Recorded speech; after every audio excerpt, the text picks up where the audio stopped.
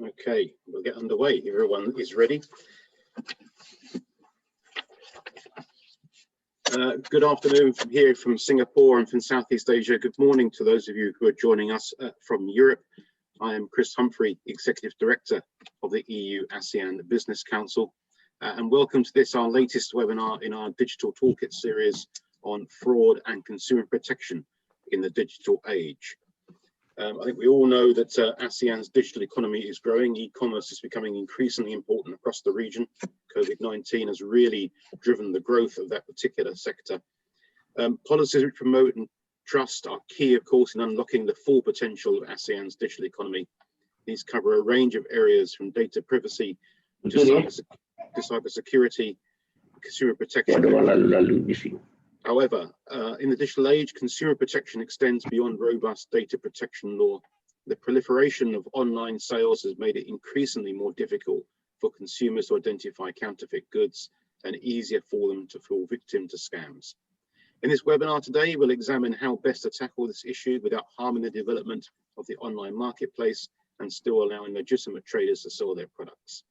Regional policies are not for the main part coordinated, making it harder for individuals and businesses to understand who is accountable when fraudulent activities take place online. I'm delighted today that we have with us Mohammed Zahari bin Razali. He's the Deputy Secretary General for Consumer Empowerment in Malaysia's Ministry of Domestic Trade and Consumer Affairs, and also the Chair of the ASEAN Committee on Consumer Protection. He'll be giving us some opening comments very shortly. We also then have a very distinguished panel. We have Undersecretary Ruth Costello. She's the Undersecretary for Consumer Protection Group in the Philippines Department for Trade and Industry, a lawyer by profession with an extensive range of private practice, including in the Supreme Court and the Court of Appeals in the Philippines. We also have Andy Chua. He's the Senior Vice President for Intellectual Property Protection at Lazada Group, of course, a well-known e-commerce platform in the region. A very experienced brand protection professional, including 17 years with the Singapore Police Force, where he was part of the Intellectual Property Rights Branch. Claudia Chan from SAP, she is the Senior Director for Government Affairs in Southeast Asia. SAP, as you know, is a market leader in enterprise application software, and we're very grateful to SAP for being our sponsor here today as well. Good friend of mine, a good friend of the council, doing lots of work with us on anti-illicit trade issues, joins us. It's Ramesh Raj Kishore. He's the Regional Director for APAC for the Pharmaceutical Security Institute. Again, Ramesh has a long and distinguished career in dealing with illicit trade issues. Spent a long time with the Health Sciences Authority here in Singapore, where he was Head of Enforcement Operations Unit, overseeing surveillance, seizure management, and other efforts to prevent the sale of falsified medicines in the region. And then we have Jenny Ng, who is the Senior Manager for Government and Public Affairs for the Lego Group. Jenny previously was a civil servant with the Singapore government. She leads on Lego's work on intellectual property rights issues across Southeast Asia, sits on our own anti-illicit trade group, and is also co-chair of Eurocham's Singapore IPR committee. I should say a word of thanks also to our supporting partners, Eurocham Malaysia, Eurocham Singapore, and the European Chamber of Commerce in the Philippines, for helping promote this event for us today. Quick bit of housekeeping. Please, if you have questions you want to ask the panel at any stage, put them in the Q&A box at the bottom of your screen. I will sift through them and hopefully get to them as soon as I can. With that, please, I would like to invite Mr. Zahari, who is the chair of the ASEAN Committee on Consumer Protection, to give us his opening comments. Thank you. Thank you, Mr. Chair. EU-ABC webinar, ASEAN's 2021 Digital Toolkit Series, Fraud and Consumer Protection in Digital Age. Mr. Chris Humphrey, Executive Director, the European Union ASEAN Business Council, or EU-ABC, distinguished panelists, members of the EU-ABC, ladies and gentlemen, good afternoon. Allow me to begin my welcoming remarks by expressing my sincere appreciation to the EU-ABC for organizing this webinar. It is a great pleasure for me to join you today and to be opening today's program of ASEAN 2021 Digital Toolkit series on fraud and consumer protection in the digital age. Before I begin, I wish all participants present today who are either working from home or office are healthy, safe, and well amidst the continuation of the COVID-19 programs. I also hope that everyone here has started their COVID-19 vaccination and are planning to do so very soon. Ladies and gentlemen, as you may know, the digital age of the information age has drastically evolved in recent years and has significantly changed and influenced a million of lives around the world for the better. It was unimaginable that when the computer revolution first started, information technology or IT humbly began with machines that are capable of doing only simple calculation and programs operated solely by the computer scientists. Such technology has recently progressed to advanced and more complex computers capable of running much more robust programs and algorithms.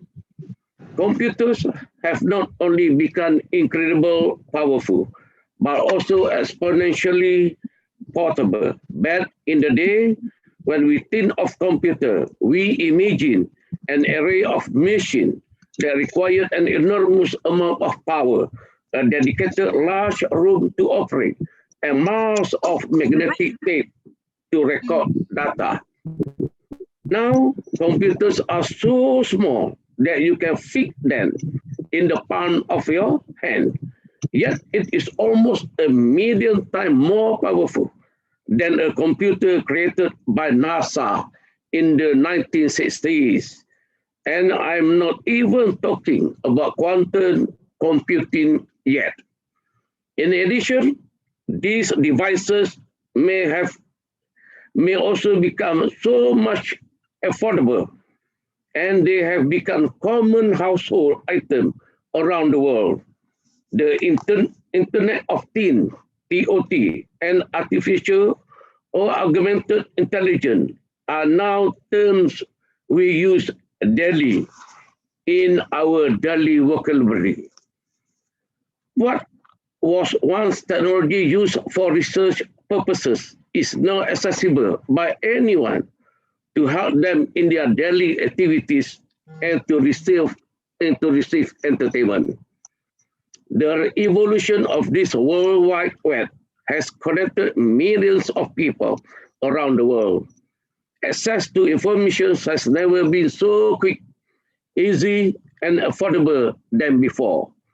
The ASEAN region is not excluded from this phenomenon, as improvement of our communication and interconnectivity infrastructure has provided us a greater internet access to the World Wide Web than ever before.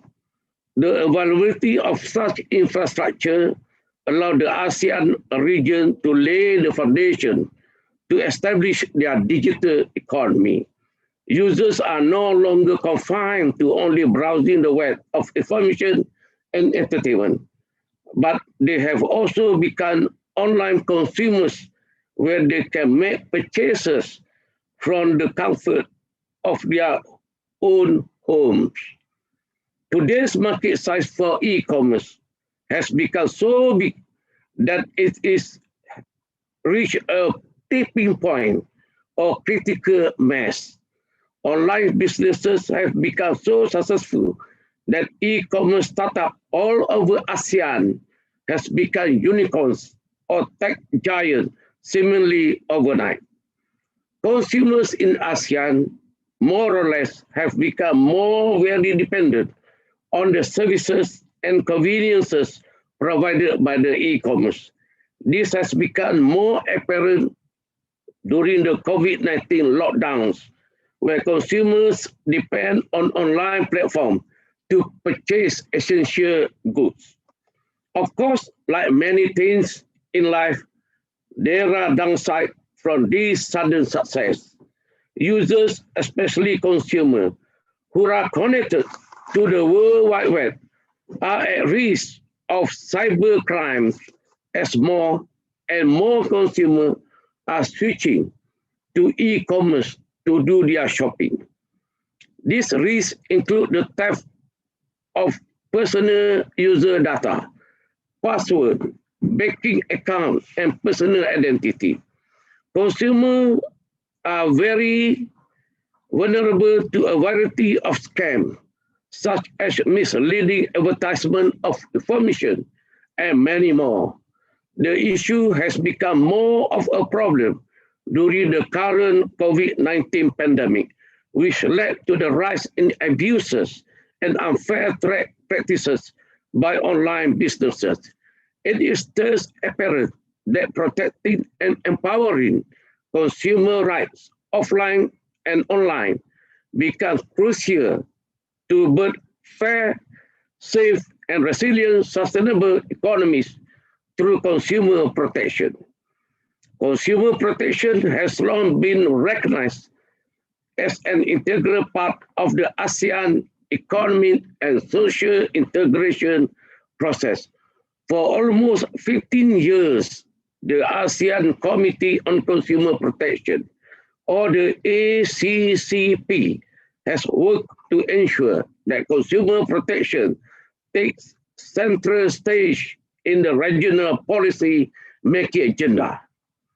Efforts by the ACCP are aimed at ensuring that consumer protection measures, including laws, regulation, and policies, are in place in all 10 ASEAN member states. There is strong desire for consumer access to information to be enhanced. There is also a focus on developing mechanisms for consumer redress and ensuring product recalls are in place. There are also efforts on improving and strengthening the capacities of consumer protection authorities. Among the notable recent achievements include the development and dissemination of the Code of Good Online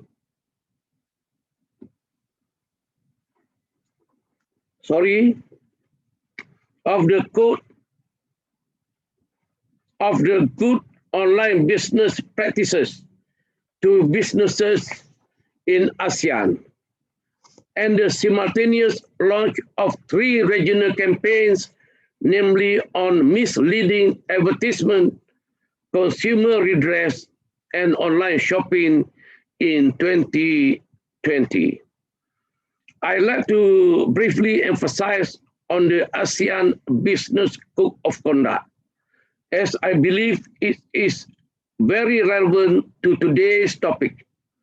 The Code of Conduct was developed to provide guidance for online businesses in ASEAN to act responsibly and fairly toward consumers in e-commerce. The Code of Conduct covers 15 core commitments for online businesses to voluntarily uphold. Most notable commitments in the list include commitment that we treat consumers fairly, commitment we comply with law and regulation, and commitment we ensure quality and safety. Businesses operating in ASEAN are encouraged to comply with the Code of Conduct as a practical solution from navigating cross-sectoral legislation that may not be fully developed.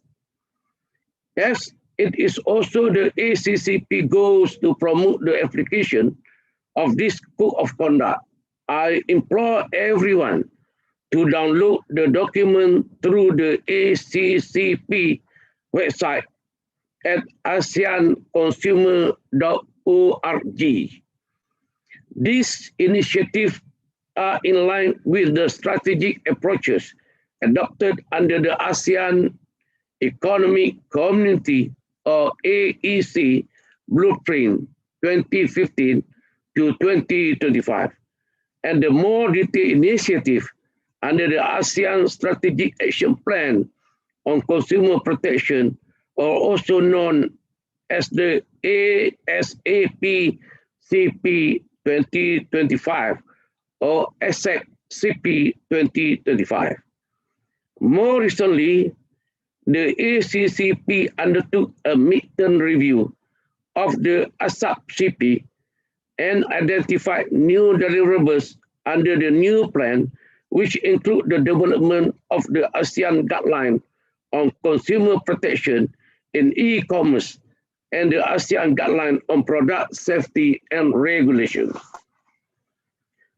Consumer product is a major concern for all market economies. Defective product impose various direct and indirect costs on consumers and the broader community. Over the years, product safety regulation has increased. Global changes in market and technologies, combined with the heightened consumer expectation on product safety, not only generated demand for government to undertake regulatory reform, but also for businesses to place safe product on the market and be accountable for unsafe product through the issuance of corrective actions. ASEAN has recognized this as a priority area for international collaboration as trade in goods accelerate across the region. The influx of goods heighten risk to traders and consumers to unsafe product being traded. And this is only to rise with the advent of a more economic e-commerce and with a rising strong competitiveness to compete on price at all costs, giving rise to more unsafe practices and products. The ASEAN high-level principles for consumer calls for the protection of consumer from harmful goods and services. It stipulates that ensuring access to safe goods and services are a collective efforts of government, businesses, and consumers. The ASEAN high-level principles also protect consumers in e-commerce, where all ASEAN member states conduct regular reviews of existing consumer protection laws and practice to demand amendment or additional subsidiary legislation needed to be implemented to provide effective protection to consumers online. Consumers should be informed about potential security and privacy challenges they may face in e-commerce and the measure which can be used to limit the risk. Specialized dispute resolution mechanisms should be established, including online mechanisms such as ODR, online dispute resolution, to handle cross-border transactions and protect the consumer with fair outcomes.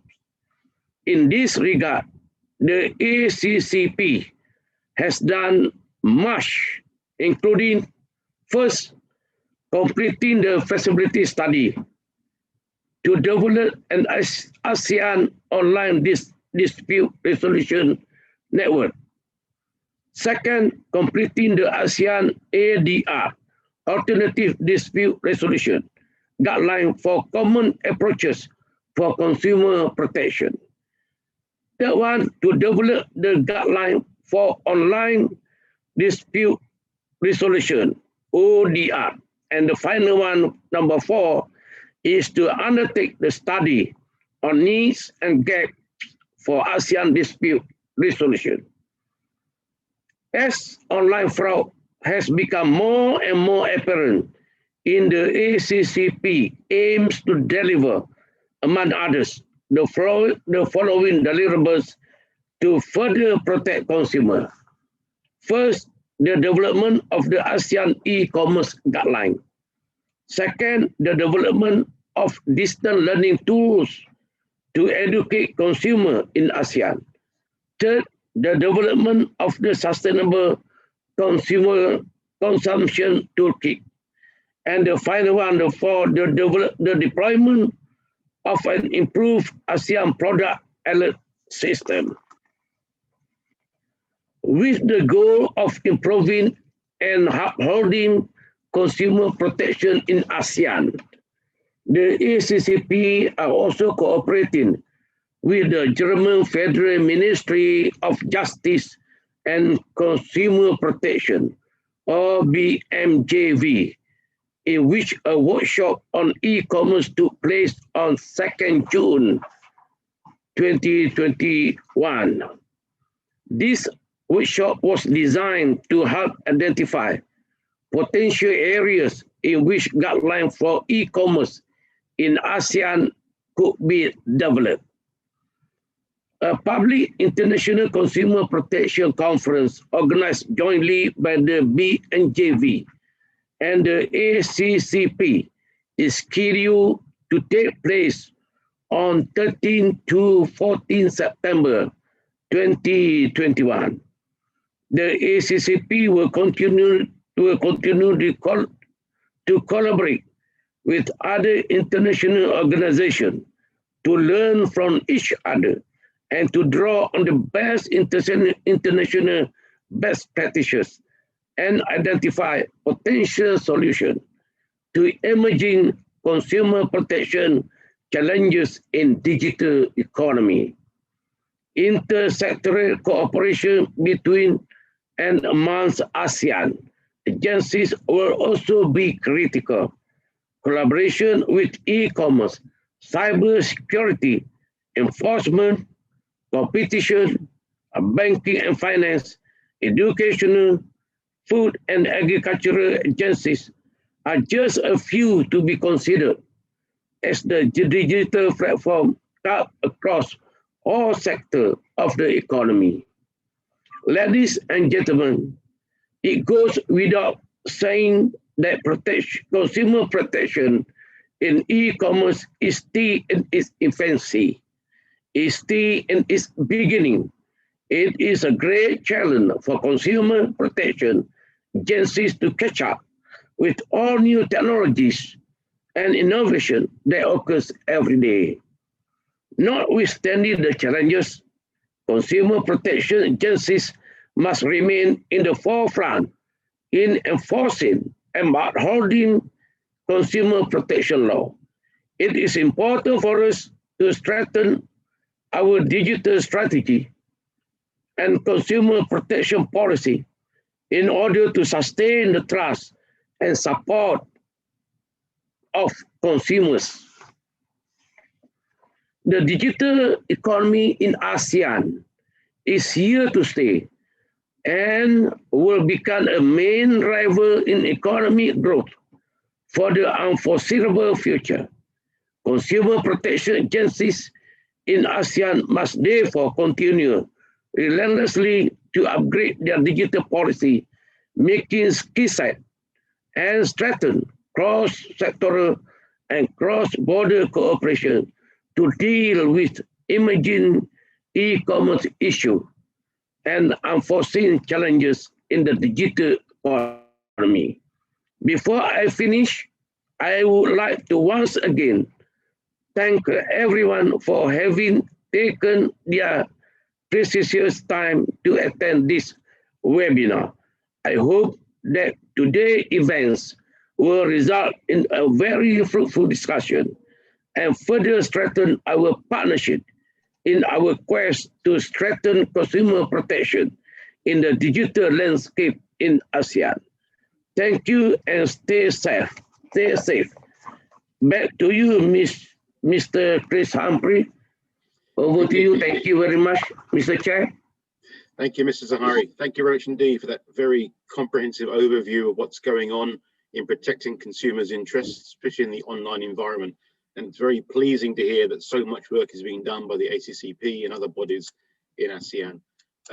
You're right, it's still in its infancy, and I hope on this discussion today with our panel, we can dive into that a bit more, talk about how we can work collaboratively together, both public and private sector, to help consumers be protected online. And with that, perhaps I will turn first, if you don't mind, to Under Secretary Costello.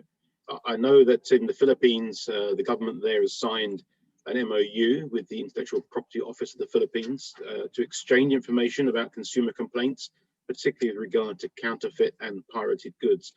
Perhaps you can just tell us more about how that MOU works in practice and any plans you may have to extend it to include other ASEAN member states.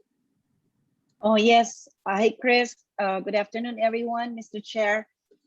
Yes, in the Philippines, as early as January of this year, the Department of Trade and Industry has signed a memorandum of agreement with the intellectual property of the Philippines. And this is, of course, to enhance and strengthen our collaboration with the Intellectual Property Office in terms of collaboration, cooperation, enforcement included, sharing of information, and capacity building. We would, of course, need the assistance of the Intellectual Property Office to teach the Consumer Protection Group in the DTI on how to spot fake products or how to spot copies or inauthentic products in the market.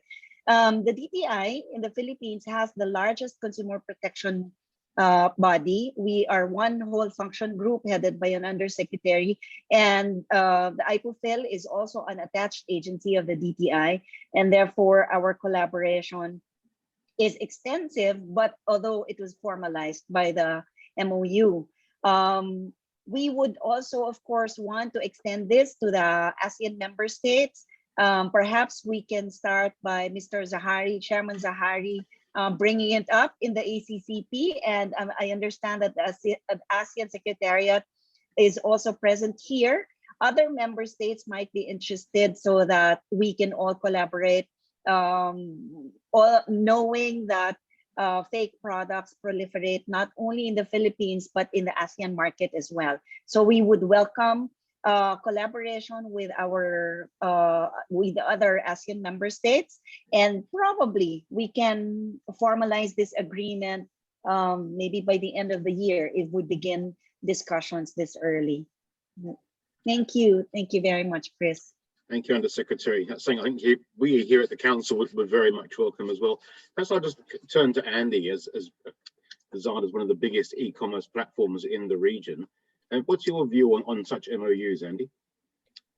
I think it's a good idea to have MOUs, and Lazada is basically fortunate to be part of that MOU in the Philippines. In fact, what we do in Lazada is that we are very open to collaboration. And what we've heard so far from both speakers at the moment is that there is a need for collaboration. I think the issue here is that we cannot do it alone. MOUs is one of the ways that we can sort of commit to certain set of rules that everyone need to follow. In fact, in Lazada, we've shown our commitment to MOUs. We have, in fact, in the past year, we have signed at least 3 MOUs. One with Thailand DIP. The other one is, of course, in the Philippines with the IP office. We've also signed an MOU with VEAC, the non-profit organization that represents brand owners also in Southeast Asia. So that's pretty much what we are committed to do in Lazada. Thanks, Andy. Jenny, from the Lego Group perspective, unfortunately, you suffer a lot with copycat goods online, which means consumers are being conned from them. But the Lego Group would welcome such moves as an MOU and involving perhaps a broader range of stakeholders. Thanks, Chris. And I think from our end, we would definitely think that this is a very good sort of starting place to get the different stakeholders between the private sector, the government, and e-commerce platforms to come together to have a conversation to better understand what are the challenges and what are some of the solutions that could be jointly realized. Because I think the brand owners, the e-commerce platforms, and the governments are in many ways important stakeholders in this work. And I think we would welcome an MOU of this nature to bring everybody together for conversations as a starting point, because I think that's where solutions will come up. I think in that vein, I probably have a question for Under Secretary Costello, as well as probably Andy, whether for the MOUs that you have already signed and that has been signed, is there any specific learnings that we could take, any great sort of outcomes or practices that have come out, so that it can further inspire sort of others in the industry to participate in this endeavor? I'll answer first, Andy. Chris? Please. Yes, thank you. In the Philippines, we have the Consumer Act of the Philippines. It is the code for consumer protection. And there is one provision there on deceptive sales act or practice. So even if we do not, even if we are not able to confiscate, if there is no private complainant, because we understand that intellectual property rights are private rights, so that IPOFIL cannot act without any complaint from the brand owner or the intellectual property owner. So we angle it on deception, deceptive sales act or practice, if the seller does not state that it is a copy, or he purports the product to be an authentic product or a genuine product, then there is deceit. So we try as much as possible to angle it on consumer protection, on deceptive sales act or practice, using the provision in the Consumer Act. Andy, do you want to comment on Jenny's question? Do you? Yes, I would like. I think we all know it's good and proper that everyone signs an MOU. And again, like MOUs can tend to be non-legally binding.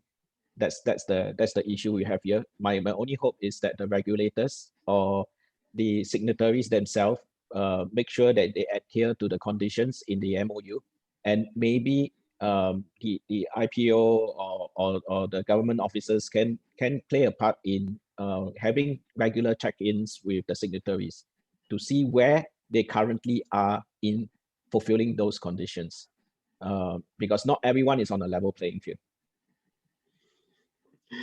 Thanks, Andy. Chris, Yes, may I do. add something? Yes, Please do. thank you. In the Philippines, we try also to be not too regulatory. We make requests, actually, from Lazada is one of the biggest platforms in the Philippines. So we make requests from them if they can take down the sellers who sell fake products and who actually deceive consumers. So we start from there. And then if they do not give in to our request, then we probably would take regulatory actions later on. I hope we are complying in the Philippines. If not, do let me know. Oh, yes, I will definitely let you know. Thank you. Ramesh, perhaps I can bring you into this discussion about MOUs from the point of view of the pharmaceutical industry and the work you do at PSI. Do you find these sorts of tools valuable? I was starting to feel a little left out right there. Well, for us, for PSI, we have been pretty active in engaging with the various law enforcement agencies all over the world with respect to MOUs. Quite a number of them are actually pending right now, including Interpol. But we have successfully signed other MOUs with China-based like-minded organizations. But I think the key effectiveness of getting a good MOU out is to respect and understand the needs and capabilities of each other organizations, and not to be seen as demanding as opposed to being able to provide or facilitate each other's engagement. And I think that's how you can promote and grow from there on. I think in the lack of a proper infrastructure between agencies right now. So I think, yeah, so that would be one of the best ways forward, and MOU is definitely highly encouraged. Thank you. And Claudia, from a an enterprise solution provider. Do you see value in these as well for yourselves? Yes, definitely. I think the first step to coming to really protect consumers, raising the awareness, is part of it is getting the agreement and the collaboration. So I think MOUs are the first step. Then as a technology company, what we see is that moving on to the future, we think there's a lot of potential in how technology can really help address some of the issues that our fellow panelists has talked about. For instance, how to prevent bad sellers from relisting themselves again. It could be using blockchain technologies, smart contracts, etc. But I think digital identities will be one aspect that we will be seeing in those technology or platforms that's being utilized by both governments and also e-commerce platforms, because the very issue is about identity, right, of the sellers, of the goods, of the authenticity. So that traceability from the factory to users, that's important as well. And depending on what type of products you're selling, whether it's digital goods or services, smart contracts can also come in because it helps to facilitate access. If you're selling content, for instance, it's very different from a physical good. So those conditions can be written in, those identities and traceability can be built in. And we're actually very hopeful. We've worked with many pharmaceutical companies, many branded goods companies around the world to really help start building those foundations. And we hope to work with the governments, like in the Philippines and Malaysia, for instance, and with more platforms like Lazada to push this forward in the future. Thanks, Claudia. Reminder to all the audience, please, you have questions, do use the Q&A box and I will get round to them. Andy, let's get into some of the nuts and bolts of this issue. You know, as a leading e-commerce platform here in Southeast Asia, how do you actually go about to protect those people who are shopping online and prevent the sale of counterfeit or fake or unsafe goods? Yeah. So Chris, I think the pandemic has kind of shapes consumers and merchants' behavior when it comes to online shopping, and we basically saw this accelerated shift towards e-commerce, and it's still happening right now. Just to give you an example, we recently had our 6/6 Great Singapore Sale, and it's the first time, I think in its more than 20 years history, that the Great Singapore Sale is actually partnering Lazada to have this event online. What we saw is that the number of new shoppers on Lazada grew more than 180% year on year in just that 24 hours on 6/6. And more than 55% new local sellers participated in this event. Now, you know, we are continuing to see this growth. So, you know, as shoppers and sellers adapt to the shift online, right? Many are still unaware of the pitfalls of online shopping. So that is where my team comes into play, where we try and work with shoppers and businesses on our platform to try and navigate this risk. Now, what are we doing as a platform to protect consumers and our partners is that we actually have a team of dedicated professionals, and these are made up of seasoned law enforcement officers, IP practitioners, and technology specialists. Right? What we do is we focus on three areas, basically. One is that we have a very strict policy when it comes to the sale of counterfeits as well as illicit goods. We have a very robust takedown mechanism, which is the IPV platform that most brand owners would be familiar with, where you file the notice and takedowns whenever you see an infringing listing. The third one is also very important. It's stakeholder collaboration. I think we have shown over the past 2 years that we are very open to collaboration. We have collaborated with brands and associations to basically work on enforcement efforts. For example, we have a few examples of how we've done this already, and I think it's fair to say that it's quite successful. Now, I also want to mention that counterfeits and fraudulent activities can evolve very quickly. So there's a need for us to leverage on technology, actually. And we are fortunate enough to be able to use some of this technology.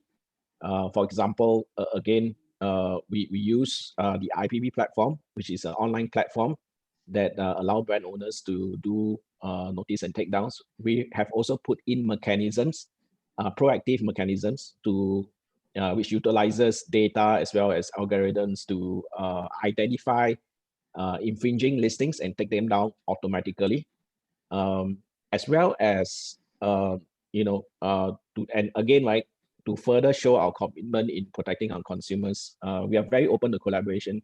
And just to give you an example, I think we are very fortunate enough to have collaborated with associations and industry partners. For example, PSI, we have been collaborating with PSI now for, I can't remember, many months now.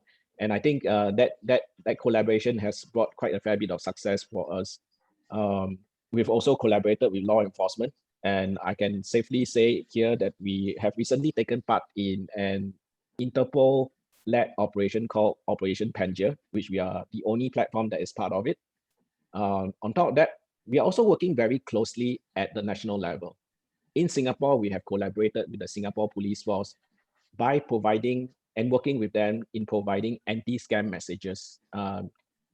Scams are prevalent and scams will evolve. But all we can put multiple measures in place on our platform.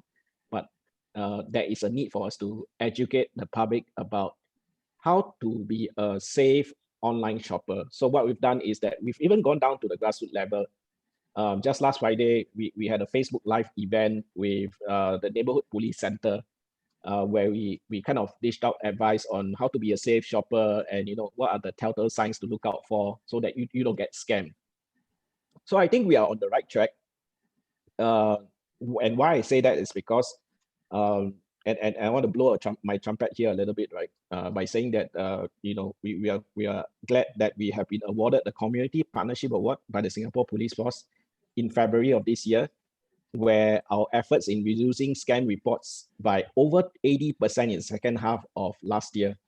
And globally, right, we are the only e-commerce platform in Southeast Asia not to be listed on the USTR, as well as the EU watch list for counterfeiting as well. So, the fight against scams and counterfeits is still very much ongoing, but Lazada remains committed to working with our partners and authorities to ensure that everyone stays safe when they do their shopping on Lazada, basically. Thanks, Andy. I think it's a never-ending battle. Unfortunately, you close one door and they find another one to reopen. Ramesh, I mean, you're a key stakeholder in all of this, particularly in something like Operation Pangaea as well. For those you don't know, it's an Interpol-led international operation to help prevent the sale of falsified medicines and other products as well. Do you want to comment more about cooperation that you do with the platforms like Lazada and others to work on these sorts of issues? Well, I think you just asked two good friends to talk about each other's organizations. So yes, I think first and foremost, I think Lazada has actually set the standard and the pace as to how public and between partners should come together and work together with a common end objective in mind. That said, yes, it is true that Lazada was the only platform partner that was brought upon, and that was with specific intent because of their background and the amount of work that has been being done as well. And yes, it was a very successful Operation Pangaea. But aside to that as well, PSI has been during this COVID pandemic as well. We have been carrying out our own global operation, Operation COVAC, where we have identified at a global level, more than 30,000 websites, more than 25,000 sites, marketplace sites, and more than 21,000 social media postings, all purportedly to be selling life-saving drugs, medications, vaccines, even very creative ones as well. And so our job is to work with partners like Lazada, immediately pull down those posts, identify possible potential sellers who are actually selling not scams, but actually selling fake counterfeits. And then what we do is that we work with global enforcement agencies like your FBI, Homeland Security, and even regional law enforcement agency as well to carry out effective enforcement efforts. Our Pangaea effort is currently being carried out with the good officers from Philippines. Kudos to Philippines for taking effort within 3 days of coming up with the intel. So that was really, fantastic, good job done. So that's for PSI. as of now. That's how I would say it.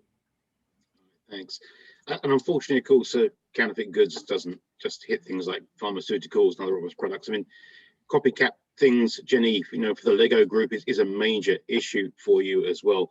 Can you talk more about how some of the problems you see online? I mean, a lot of it comes down to public health and safety in many cases, and how you want to work with other stakeholders to try and remedy that situation. Certainly, Chris. I think, this expansion of the e-commerce channels, like it's both a good thing and a bad thing. And I would start with saying, what are some of the great things the expansion of e-commerce as a retail channel has basically brought for consumers. I think being able to shop at the tap of our finger, regardless of where we are and at what time, has enabled unparalleled convenience and options that I'm very certain that most of us on this call would have experienced, especially in the last 1.5 years of the pandemic. With the expansion of e-commerce, development of logistics, delivery services, and with your digital device that is now very portable, as Secretary General Zahari had mentioned earlier, you can buy anything you want from anywhere in the world at any time at very competitive prices. I think I, as a consumer, somebody who quite likes to shop, can bear testament to that convenience. But the story is not all rosy. And we have found that there are also downsides to this dramatic increase in options from the growth of e-commerce. So for the Lego Group's consumers, some of these negatives include a couple of things that I'll mention today. The first thing is probably the increase in instances of frauds and scams that we have seen. So we have seen an increase in the number of fraudulent ads and scam sites, especially in the past year. And websites are created to resemble a Lego online store. And unsuspecting consumers will be directed to these websites through ads that usually indicate huge discounts. So consumers, and we know of consumers because they've reported it to us that have purchased on these websites. And when they do that, they either receive non-authentic products or nothing at all. I think that's one sort of key issue that has come up, in the online e-commerce retail space. And the second thing is there's also, with this introduction of e-commerce as a retail channel, there has definitely been an increase in the availability of products that infringe the Lego Group's intellectual property rights. And these are usually what we call copycat products. And if I can describe this a little bit, these products often look very similar to original Lego products because they copy our models or product images, but have a different logo. It may be very difficult for consumers to tell that they are copycats, especially since they are looking at a product image, which may or may not be a reflection of the actual product sold. I think this is a very difficult issue because any seller can easily go on to any of the platforms or set up a website and start selling something, and they can use an image that may or may not be the image of the product that they are actually selling. And unsuspecting consumers, who are all learning, all of us, I guess, can be considered as unsuspecting consumers who are always, trying to become more and more savvy. And we can be susceptible to, some kind of scams and to buy some of these copycat products. These copycat products are of a particular concern to the Lego Group because of its potential health and safety risks to consumers. The Lego Group's products, our original products, are subject to strict safety and quality considerations and tests before delivery to market, because it's very important to us that our consumers have the play best experiences and that it's both fun and safe, and not even to mention that a large part of our consumers are actually children. But you cannot say the same for these copycat products. In our experience, we have come across copy products that are manufactured in unhealthy environments or have missing or fake safety labels that are required by governments in the region. We have also quite commonly seen that these copycats have actually adjusted the recommended age range for products. And this will particularly be a bit of a risk for children if they are playing with toys that are a bit they are listed as younger than whatever it is designed to be. So these are sort of like our concerns, and these are sort of trends that have been we have observed in the online space. And at the Lego Group, we have taken some actions to deal with this, and because it is actually very important to us that our consumers have the best retail and product experience. So in the e-commerce space, we have expanded our retail channels in the e-commerce space. And in the ASEAN region, we have worked with our distributors to set up retail websites linked to our official lego.com website, and also set up official stores on e-commerce platforms across the region, such as with Lazada. I think I would just take this chance to make a pitch to all consumers out there to, always purchase from official stores when you are shopping on major e-commerce platforms, or look for brands' official websites. And I think that would be a good sort of benchmark and guarantee that you will be indeed purchasing a product that is high quality and safe, as what the brand promises. And secondly, we've also stepped up on increasing consumer awareness of some of these risks on shopping online. Late last year, we released an article with pointers to our community, to our consumers, to how to spot a fake Lego web store. And I think the work that we are doing in terms of the digital front, we also have a set of resources to help parents engage with children on how to become good digital citizens very broadly, and what are some of the risks that they will potentially face when they are online. I think we're also stepping up on this work. And lastly, we also do a lot to collaborate with e-commerce platforms and authorities across the globe, and particularly in this region, to address the listings of copycat products online. We work with platforms like Lazada, and we do have a very good relationship, and there's been a lot of progress in this work on the takedowns of the copycat listings. And we participate in dialogues with governments and other stakeholders to try and find solutions to issues and trends that are rapidly evolving.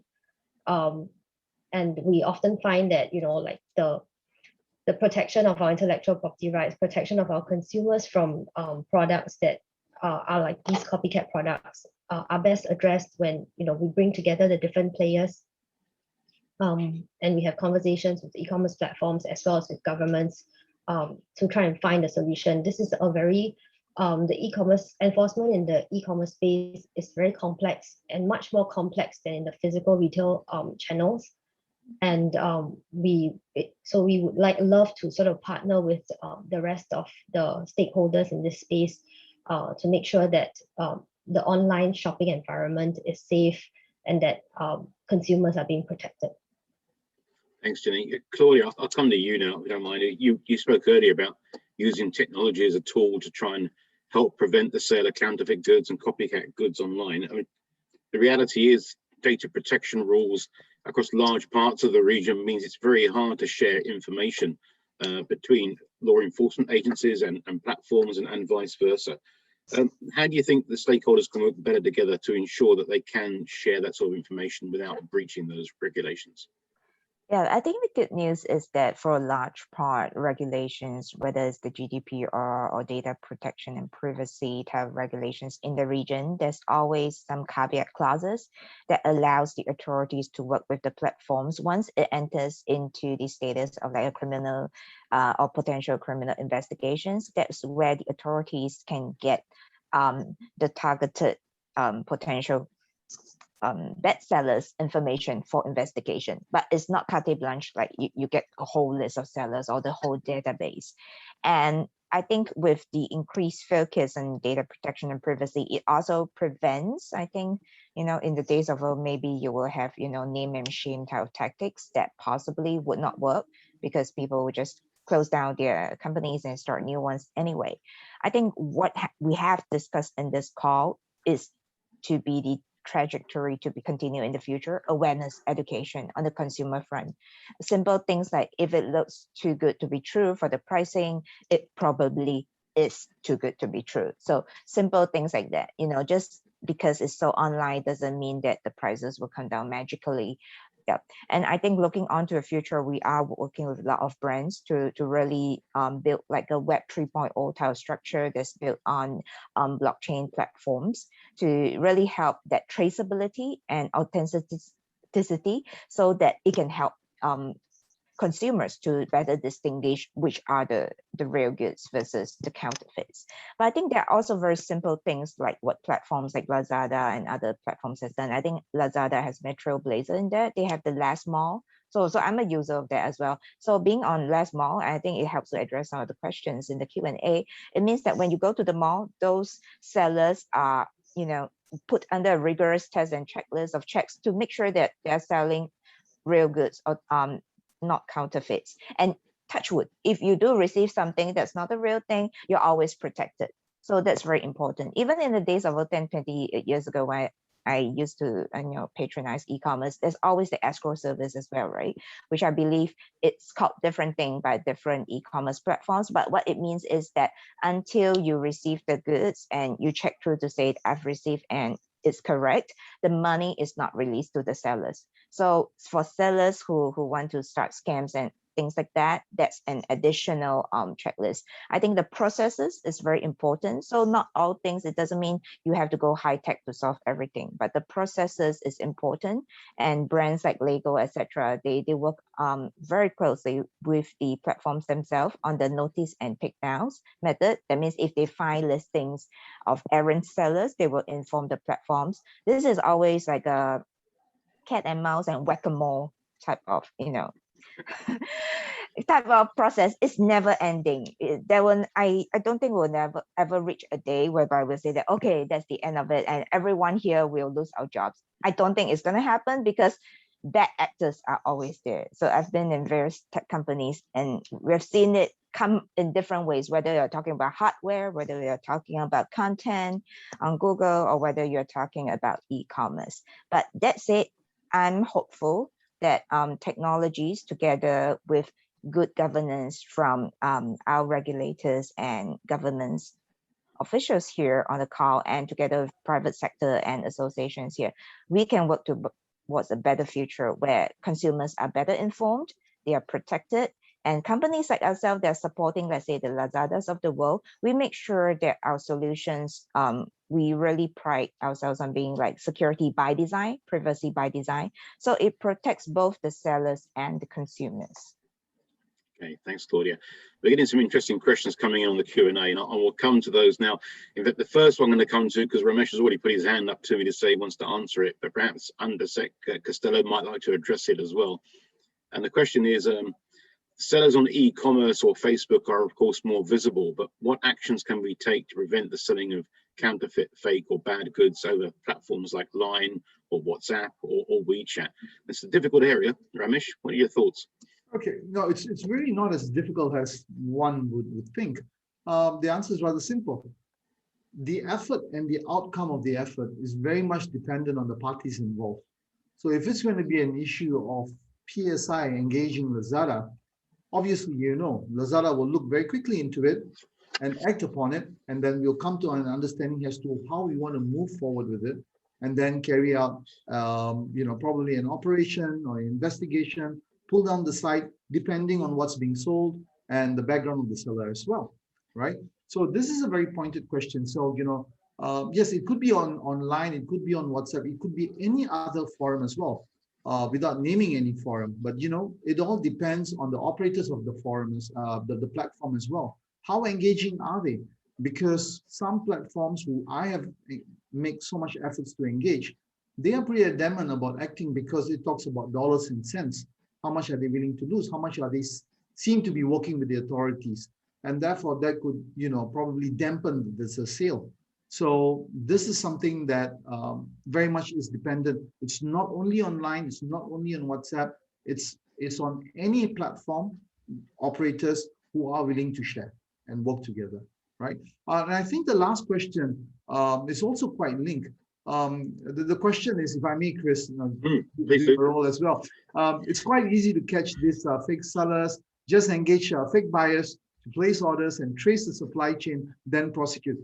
If it was that simple, I think this forum would have no meaning right now, because sellers are very creative. I will leave some of it to the other speakers to talk about it. In terms of for pharmaceuticals, even for vaccine or life-saving drugs, it may not be a form of a capsule or an ampoule. It could be another wording. It could be masked as disguised to be selling something else. And, you know, sellers, how they mask their identity can be very difficult to trace as well. And even when you do a successful purchase, you know, the mode of the supply chain is very complex, especially for pharmaceuticals. So there are challenges at every step of the way. So yes, but we are still working to see how we can overcome these challenges. And that's one of the reasons why this kind of webinars and events are so engaging and helpful for all the parties involved. So I'll just leave for the rest of the presenters to take it from here. Thanks. I see Undersec, Costello, and Claudia have put your hands up. Perhaps Undersec wants to go first. Oh, I think Claudia raised her hand first. It's okay, Please. Undersec. You go ahead first. Okay, thank you. I have a question for Lazada. In the Philippines, we mentioned earlier that we develop a kind of relationship with an e-commerce platform so that it will be easier for us to regulate. So how difficult is it for e-commerce platforms as popular and as large as yours to screen through the sellers that go on board in your platforms? Like there are in the Philippines happening, there are a lot of medicines that are the drugs and other essential medicines that are sold online. And this is prohibited in our country if there is no license to operate issued by the Food and Drug Administration to the seller. But we still see it not only in Lazada, but also in other large e-commerce platforms here. We also see a lot of counterfeit products that may or may not deceive the consumer. So we just wonder, we were told by Lazada Philippines that there are around 500,000 sellers within the platform that are probably here or abroad. But would it be difficult to screen through or to sieve through them so that you can take them down? The short answer is yes. It is very challenging for us to screen every single seller. That's one. Two, because of the large volume of assortment we have on the platform. Just to give you an idea, overall, across Southeast Asia, we have like 400 million assortment. So while we can put in measures in place to make best effort to kind of screen products to make sure that the prohibited and controlled products don't get on our platform, some may still slip through our measures.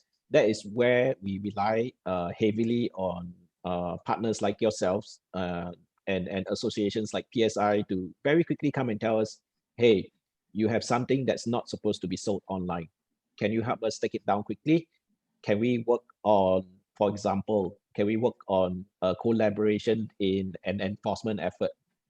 Absolutely, we can do that. I think we have several examples of how we've collaborated with brand owners on not only removing these prohibited and controlled items fairly quickly, but also exchanging information, resulting in enforcement actions. So I think that the best way for us to do this is, while we can try and focus on preventing the product from getting online, we are also very reliant on folks like yourselves and folks who are in the industry to tell us what's controlled, what's prohibited, because sometimes we know what we know. We can't tell for sure if it's prohibited, because products like this sometimes can change very quickly. Regulations can change very quickly. We don't know. And I'm not trying to make an excuse here, but once we are notified, absolutely, it will be taken down almost immediately. And I'm throwing Ramesh under the bus again by saying that, Ramesh, have we ever failed you when you inform us that there is a prohibited product on our platform? No, so far it's been 100% success, and I'm not getting paid for this. Okay, thank you, Andy, and thank you, Ramesh. Maybe we can have an MOU with the DTI Consumer Protection Group. Absolutely, we will open to it. Thank you. Okay, I'm going to break up the love in between Ramesh and Andy right now. It's all going to get too much. Okay, going to another question. Actually, this question was directed to Mr. Zahari, but I think any of you can answer it on this call. One measure's plan to curb consumer complaints and illicit goods sold online is to license those who want to do business online. Perhaps anybody wants to have a view on this, perhaps Undersec first, and if Mr. Zahari wants to join in the conversation, is more than welcome to. I'm so sorry, Chris, I didn't get the question. And so the question is, are there any plans to perhaps make people hold a license before they can do business online? I'm sure this is the same as anywhere else in the world. In the Philippines, we have the Internal Revenue Code that says anyone engaged in business habitually should, of course, be registered, so that they are not allowed to operate if they do not have the business permits from the local government unit where they are located. So we encourage online businesses, especially the smaller ones, to formalize themselves so that they will have increased patronage. And so that, of course, we always say this in consumer protection, that we will have difficulty protecting the consumers if we cannot find the business, because of course, a lot of times it happens that the seller is there now and then you make the payment and then they disappear. Then we couldn't find them anymore. So if there is registration with the DTI or any government agency for that matter, it will be easier for us to locate them. And of course, also for the inclusion of these businesses in the development of the e-commerce industry in our country. We would not know where to find them or who they are and invite them into the fold if they do not register themselves. Okay, thank you very much. Anybody else want to comment on that question before I move on? Yeah, just a quick comment here, Claudia. So I think I agree with Undersecretary, and I really love a comment earlier that she mentioned in her opening remarks that Philippines try not to over-regulate, because I think that's very important. What has happened with the growth of e-commerce platforms is that it's opened up so much more opportunities to SMEs, and in particular to micro type of businesses, mom and pop shops, whereby they have a new channel to reach out to new consumers. And I also want to add that registration and licensing, it does not stop bad actors from going around and doing the bad things, right? I think what's really important is that shared responsibility model, which we've all talked about on this call. The education, ongoing consumer education is important, because the ways that bad actors behave are constantly changing and they are very innovative. So bigger companies like ourselves, like the platforms and the governments, etc., need to really work hand in hand to do that education piece. Thanks, Claudia. And I've got another question which is very Philippines focused, and it's directed towards Andy and the Undersecretary, but I think it actually reads across to more general markets. The question is, alcoholic beverages are among products that are often counterfeited, or where unauthorized and illegal parallel imports are sold openly, either in marketplaces or over social commerce. And the industry in the Philippines is working closely with Lazada on signing a responsible alcohol e-commerce pledge.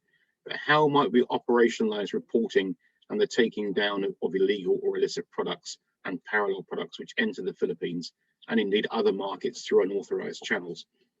It's a difficult issue.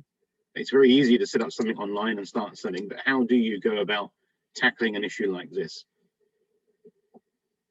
For our part in the Philippines, I'll go first, Andy.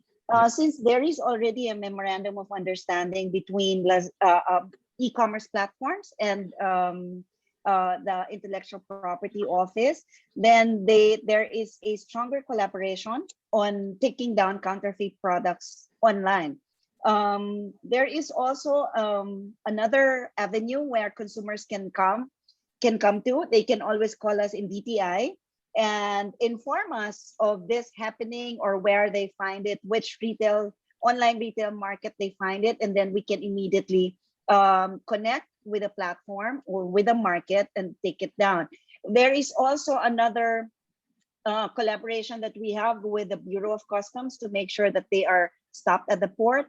But of course, there are still a lot of others that come through without being seen by our customs officers. But we are strengthening this through the subtask group on economic intelligence that we're doing right now. So we include now counterfeit products, probably not alcohol yet at this time, because there are a lot of other counterfeited consumer products like medicine so we prioritize them, and then depending on our capability, we will include for consumer protection, we will include alcohol in the future. Thank you. Thank you. So I'm kind of concerned to hear about that questions, right? There are a lot of counterfeit alcohol out there, and this gets me very concerned. The alcoholic products that are currently sold on our platform are very strictly regulated. We make sure that the sellers that are able to sell alcoholic beverages are specially curated. But as consumers, or if brand owners themselves have an issue with a certain product that they feel that should not be on our platform, I would encourage them to reach out to us.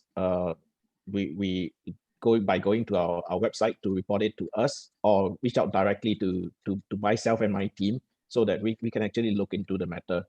There are reporting mechanisms in place for brand owners, for example, to report products that are counterfeit. And we work around the clock basically to look at this notice and takedowns, and we basically take it down fairly quickly. Now, we also work very closely with the regulators, for example, because whatever the regulators say cannot be sold on our platform, absolutely it should not be sold on our platform. This is something that we strictly adhere to. So I guess the only way we can move forward to this is that there should be a mechanism for reporting as well as feedback. And again, we rely very heavily on brand owners as well as the regulators to come tell us what's prohibited, what shouldn't be sold, and we will take it down absolutely very quickly. Thanks, Andy.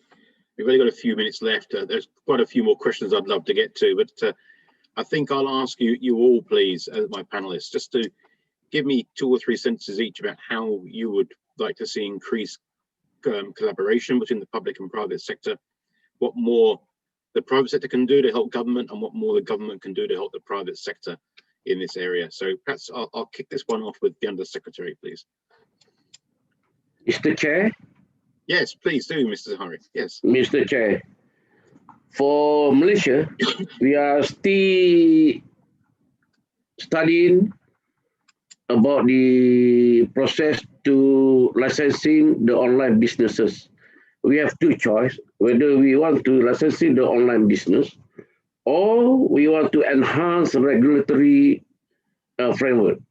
So we are keen, currently we are keen to enhance the regulatory framework, but not to licensing so far. Still in the pipeline, still we are studying. So everything is according to the schedule, but we cannot release so far the letters, what we are doing so far. But we have 2 choices, whether to license the online business or to what we call enhance regulatory framework. But we prefer to enhance regulatory framework. Thank you, Mr. Chair. Thank you very much indeed. So final thoughts from the rest of you, with Undersecretary first, if you don't mind. Oh, yes. Currently, we are already in the stage of technical working group in the House of Representatives and the Senate, not of the Senate, on the Internet Transactions Act. This is a new law. Our Consumer Act does not make any distinction between online and offline transactions. So we need, because it's an old law, it's a 1992 law, so we need of course, the revision of that law, and then the Internet Transactions Act, because this is something new to all of us. In this bill, currently a bill, there is given an authority to the government to take down sites that are selling counterfeit products, or that are selling illegitimate products or contraband or whatever. And if we find that they deceive consumers, or they practice unfair or unconscionable sales acts, that is one way for us to be able to help the consumers. But like I mentioned earlier in the beginning of this session, that we do not want to be too regulatory. So as much as possible, we would want to work with the e-commerce platforms. We are also in the Internet Transactions Bill, we are also creating a registry of all online sellers so that we will know how to communicate with them should there be any need for us, either for consumer protection or e-commerce development, so that we can also have a stronger partnership or relationship with them. This way, it will be easier for government to let them know what should and should not be done in their online businesses. Also, in the ITA, the Internet Transactions Act, we are institutionalizing. I heard Chairman Zahari mention the Code of Online Business Conduct. We are institutionalizing this in the Internet Transactions Act, and we want the ASEAN code to be adopted in the Philippines so that our online businesses will also be as ethical as much as we want them to be. Thank you very much. That's all very good to hear. Perhaps Andy can go next. Yes, he's raising his hand up, very eager. Yeah, thank you very much. So I would basically like to comment, right? I do agree with Undersec as well as Claudia that regulations may not be the way to go. For example, Mr. Zahari, in Malaysia, I know there are plans to have certain regulations in place to compel e-commerce platform to comply.